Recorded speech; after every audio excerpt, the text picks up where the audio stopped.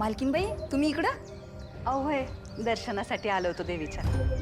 आमच्या भागूला चांगले मार्क पडले ना, आणि शाळेतर्फे कसल्या तरी कोर्ससाठी निवड बी झाली तिची. म्हणलं देवीच्या पायावर डोकं टेकून यावं.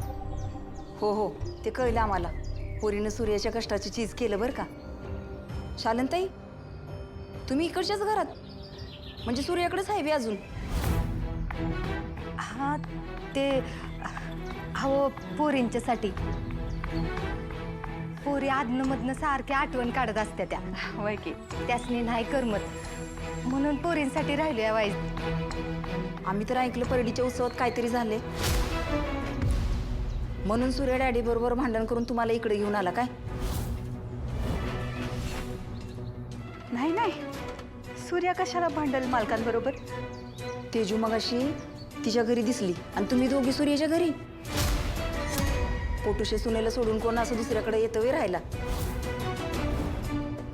हे बघा, जे झालं ते झालं.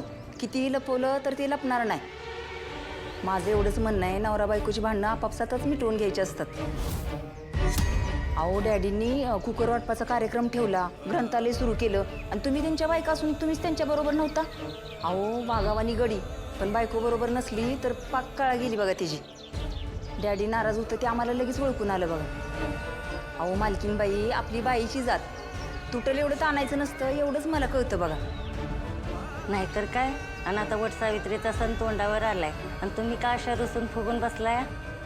जे काय असेल आपापसात मिटवून घ्या, नाहीतर उगाच गावात शोभा व्हायची.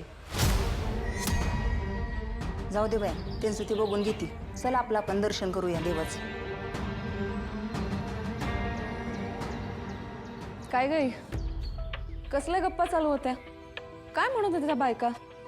अगं काय नाही, ते वटपौर्णिमेची पूजा एकत्र करूया म्हणत होत्या. बर, इकडचं सगळं झालंय, आपण निघूयात का आता?